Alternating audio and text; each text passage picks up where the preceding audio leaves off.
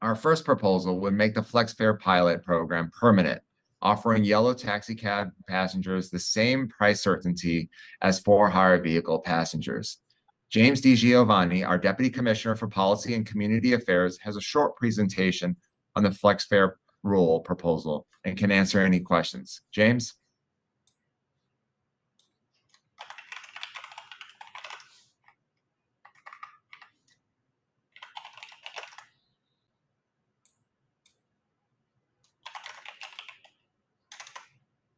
Hello. So as the chair said, my name is James DiGiovanni. I'm Deputy Commissioner for Policy and Community Affairs. I'm going to be giving a brief presentation on the FlexFare rule proposal and what has kind of led up to this. So first, I'll talk about the kind of history of e-hail and FlexFare and how we got to the point that we are now to give some context to the discussion. And then I'll talk about the pilot evaluation report that TLC did evaluating the FlexFare pilot in order to inform what the next steps are, and then talk briefly about what's actually in the proposed rules before you today. So first, a little bit of background about e-hail and FlexFare. So before 2013, it was your traditional taxi industry with street hails, and all street hails would be on the meter rate of fare. There was no alternative pricing structure, and there was also no way to hail a cab other than a street hail. In 2013, TLC started a e-hail pilot program that lasted until 2015, and this was to evaluate the possibility of e-hail apps that could be used, a smartphone app that could be used to hail a yellow taxi or a street hail livery. Wanted to see what kind of impact that would have on the industry. So importantly, though, that was just a method to hail the vehicle. It did not have anything to do with payment. So you could have a taxi summoned to you through the app, but you were not able to see an upfront price or anything like that. Once you got in the meter, or once you got in the vehicle, it was the metered rate of fare that would apply. So in 2015, TLC decided that the e-hail pilot program was successful and made those rules permanent. But from 2015 to 2018, we had that same structure where you could get a vehicle through the e-hail app, but it could only be on the metered rate of fare. So we recognize that that solves part of the issue with people who want that kind of prearranged trip, but it didn't solve the whole thing. Because people are interested in the upfront fare portion of it as well to have some kind of price certainty. So in 2018, TLC adopted another pilot program that is the FlexFare pilot that we're discussing more today. So that coupled the e-hail structure, the ability to prearrange a taxi with upfront pricing, making it more similar, or making the option at least more similar to the FHV industry. So taxi e-hail apps must be licensed by TLC. We have a whole license structure for them and requirements that they have to meet. And you may have heard of these companies, but the four largest in order of trip count and the ones that were evaluated in the pilot report are Curb, Arrow, Mile, and Wave. So a little more on the 2018 TLC's reasoning for adopting the FlexFare pilot program in the first place.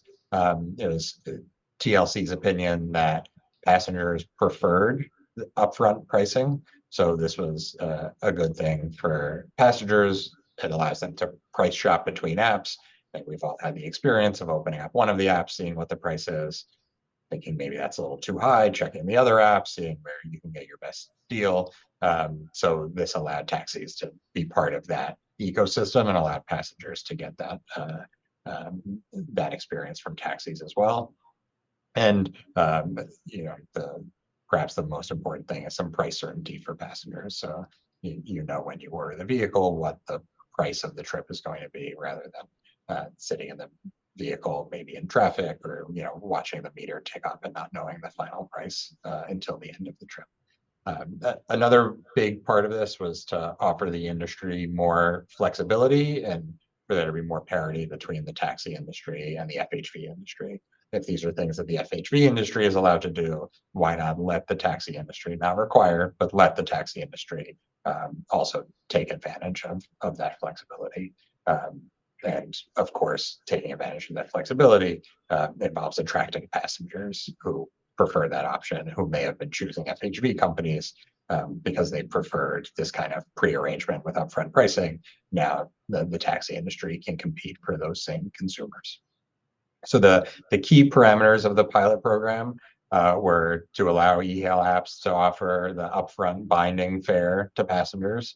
And there were many other requirements that went alongside it, but most notably, the companies, the e-hail apps would have to file rate schedules with TLC, so they'd have to provide some transparency to us about what kind of rates and surcharges and fees they might be applying to these trips. And of course, TLC collected ample trip data from pilot program participants to ensure that we could adequately evaluate how the pilot program actually went. So the first evaluation report that TLC issued was in 2019. The findings were very limited, namely because at that point, over 99% of trips were part of the MTA's Accessoride program. So I'm sure you're all fairly familiar with Accessoride, but Accessoride, the MTA's program to provide accessible service to people with disabilities by using TLC licensed vehicles, including taxis and street hail liveries. So they were able to use the FlexFare pilot program to expand their Accessoride service into TLC licensed vehicles. And at the point of the 2019 study, that was essentially the only FlexFare trips that were happening. So it was very limited findings. We didn't really see a lot of broader takeaways at that time. So the recommendation at that time was to continue the pilot program and continue evaluating its impact to see how it would evolve. By fall of 2023, it was a very different landscape. So we are now able to see the impact of the pilot program much more sufficiently and have a much more informed perspective on next steps. So first, I'll say that because of COVID, TLC did allow the pilot program to continue beyond the initial 2-year scope that was imagined. The 2-year scope ended in the midst of the pandemic, and TLC didn't want to determine what the next steps were without having a sense of what the status quo of the industry was, or what the post-pandemic normal was going to look like because of how uncertain things were during the pandemic. So extended it for a few years until we got ample post-COVID data that we were able to evaluate and figure out what our recommendation would be. So the key findings in the report were in 4 basic categories. I'll go into those to each of these in a little more detail. But first, on driver income, the average FlexFare trip we found is more profitable for taxi drivers than the average street hail trip. And this is both on a per mile basis and on a total basis, on a per trip basis. For taxi utilization, FlexFare trips have grown in popularity, which is especially notable when taxi trips overall are only at about 50% of pre-pandemic levels. So these e-hail and FlexFare trips are representing a larger percentage of trips for the taxi industry, which makes them a more important component of the taxi industry for the health of the industry, for passengers, and for drivers. Service geography, we looked at where the trips were actually taking place to see if they were much different from street hail trips, and they really weren't. The e-hail and FlexFare trips continue to be in the Manhattan core and the surrounding area where taxis predominantly operate if they're doing street hail as well. And for acceptance and cancellations, both by drivers and passengers, cancellations are relatively high. So this is something that we think needs to be improved upon, because it definitely impacts both the passenger and driver experience. If cancellation rates are too high, it makes the service overall less dependable. So on driver income, as I said, the average FlexFare trip is more profitable for drivers than the average street hail trip on a per mile basis and on a total basis. So per mile, it's slightly higher. So $4.44 per mile in driver income for FlexFare as compared to $4.28 on the meter. But if you couple that with how much longer FlexFare trips are on average as compared to street hail trips, it does represent a significant additional earning potential. So to take the company that has done the overwhelming majority of the trips, Curb's average mileage for a FlexFare trip is 6.55 miles, and it's less than half of that for the meter. So on a per trip basis, this is a significant additional earning potential for drivers. So our conclusion in doing this evaluation is that at the very least, it's generally FlexFare trips are generally fairly priced as compared to metered trips, and do not have, at the very least, do not have a negative impact on driver income. And we think it's actually quite a positive impact to add this to the kinds of trips that drivers can do. For vehicle and trip trends, so as of the report, there's still less than 5% of the overall number of taxi trips. So there's definitely room to grow, but there was some promising news in the last few years as compared to the initial evaluation report in 2019. So like I said, the number of FlexFare trips has increased a bit compared to pre-pandemic levels, and coupled with the 50% of pre-pandemic taxi trips overall, this is a more important component of the taxi industry ecosystem than it's ever been before. The taxi industry flexibility, though, is something that I wanted to mention here, which is really important, maybe underappreciated when we talk about FlexFare, is that flexibility has allowed for the creative use of taxis, both by the taxi industry and by others who may be interested in using TLC licensed vehicles to do something that's not what we typically imagine the vehicles being used for. And one of those things, and probably the biggest things, is the MTA's accessoride program that I mentioned. So the FlexFare pilot, because it allows what the passenger pays and what the driver receives to be divorced from one another and not on the metered rate, it allows the MTA to charge a passenger $2.90, but to pay a driver a significantly higher amount. So to offer a subsidy to passengers who have disabilities and passengers who use wheelchairs. So there's been extensive use of TLC licensed vehicles, including taxis, for this accessoride program, which we think is good for a few reasons. One, from the perspective of the taxi industry and drivers, it diversifies trip origination, so they don't have to solely rely on a certain type of trip, a certain type of passenger. They don't have to just rely on street hails or just rely on airport trips. They get this other source coming in that can be more reliable and more consistent than some of these other sources.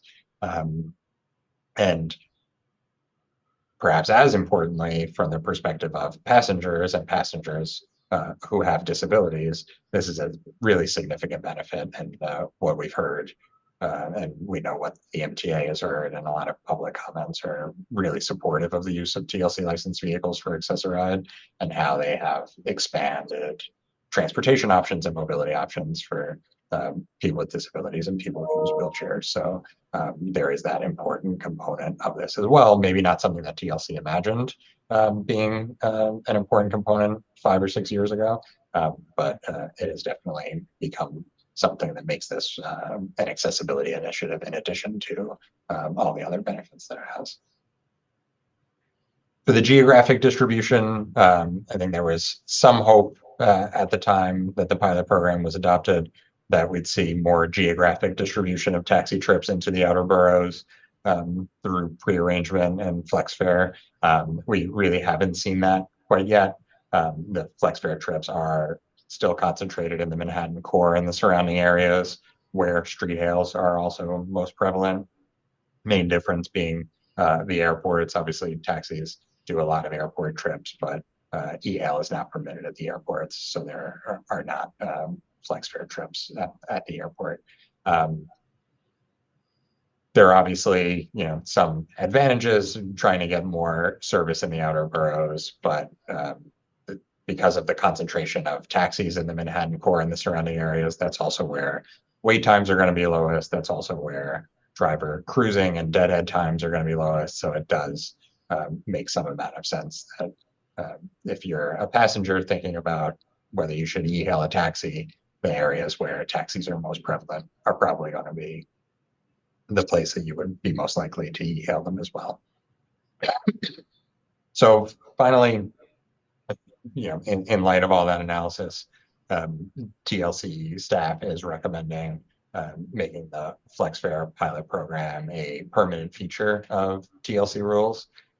So otherwise, we're not recommending significant changes to the structure. We think the structure essentially made sense and worked, and not trying to impose things that would remove some of the flexibility that we think has made the pilot program permanent. So the main features would continue to exist if the proposed rules were adopted, namely a binding upfront fare quote for passengers that drivers would not be required to accept. So if the price is too low, drivers don't have to accept it. They can continue to rely on street hails. And I think that's a good balance, and is according to the data ensured that the offers that drivers get is adequate and actually exceeds meter rates, and that e-hail companies would continue to be required to submit rate schedules and submit trip data so that TLC could continue to evaluate the program. So this aligns our rules with what our understanding is of both public needs and industry needs, including that passengers like upfront pricing. Overall, drivers like the additional trip options and earning potential because they don't have to accept these trips. The fact that they are accepting them is an indication that they, at least the ones who do these trips, who have decided to do these trips, do like doing them and do see them as advantageous. It'll continue to help facilitate creative uses of taxis like MTA's Accessorette program or other potential similar programs that we might not even be imagining right now, that the industry and other government or private sector partners could be considering. And related to Accessoride, it's an important way to increase accessibility and increase the use of taxi waves to make operating those vehicles a more sensible choice for individual drivers and owners. So, of course, all of this being said, TLC is going to continue to monitor if the rules are adopted, the program's impact on the industry, if there were changes, if market trends or industry trends caused something else to happen. We collect the data, we have good insight into the dynamics, and if adjustments needed to be made, we can certainly do it at that time as well. So that is all I have, and I'm happy to answer any questions you might have. Thank you, James. Are there any questions from the commissioners? Yes. Commissioner Bader?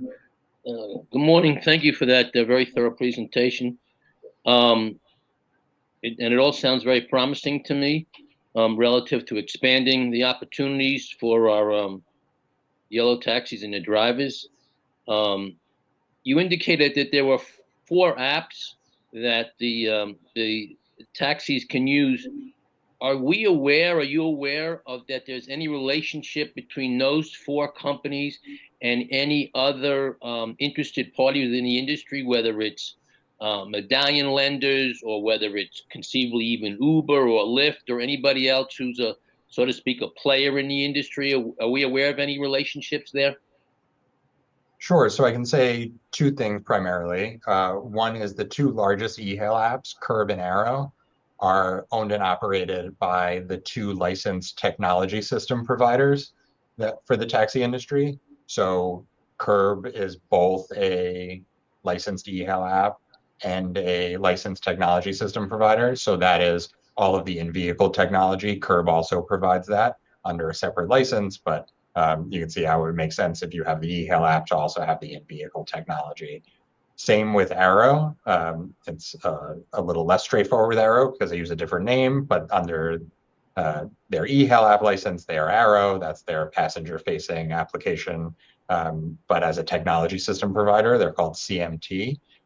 So they are also a major player in the industry in providing the vehicle taxi technology. And it is those. CMT is the company on 21st Street, right? Yes. Those two companies are also the ones who have entered into an agreement with Uber to have Uber forward trips to Curb and Arrow so that Curb and Arrow can dispatch them. So it's Curb and Arrow who are actually doing the dispatching, but it's, from the passenger's perspective, they're on the Uber app, but it's Curb and Arrow and using their in-vehicle technology that's actually dispatching the trip.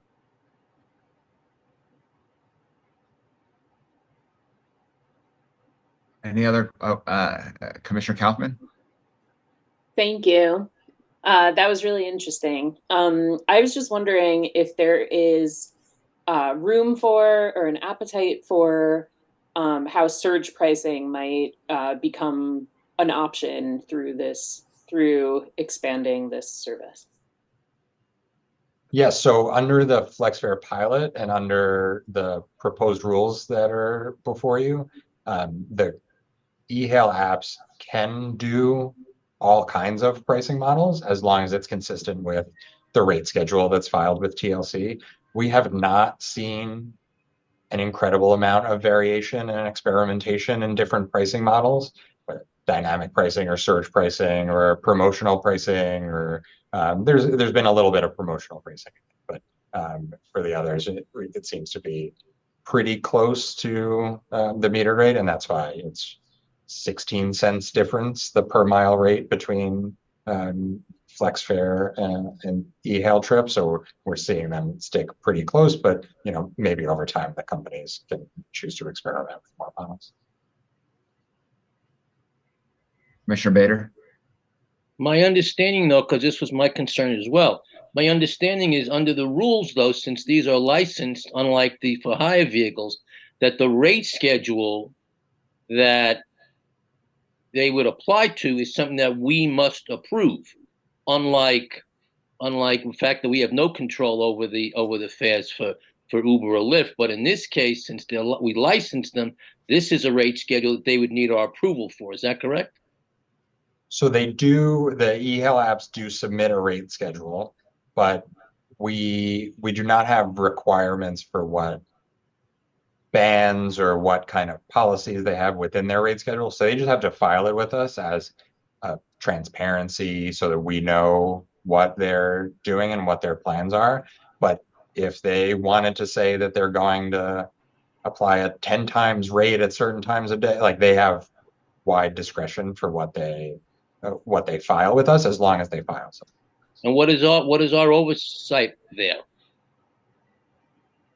So our oversight under the current pilot program and under the proposed rules is just that they submit it to us. If we had concerns about what they submitted, we could start by having conversations with the companies about it, expressing our concerns about different things, making sure it's not discriminatory or something like that would be some obvious things that we would have major concerns with. But if we were concerned with some other aspect of it, we could express those concerns to the companies initially. And if there was resistance to what TLC had said, we could certainly adopt rules that provide some narrower range that they can use, or provides more parameters than they currently have, but we haven't seen that as an issue as far. And note, Commissioner Bader, that there's a lot of market participants here, right? That there are a lot of competitive forces, be it Uber, Lyft, Curb, or even Arrow, and some of the other providers that James talked about today. And so really, if a customer sees it too high of a price, they have other choices on their phone as well.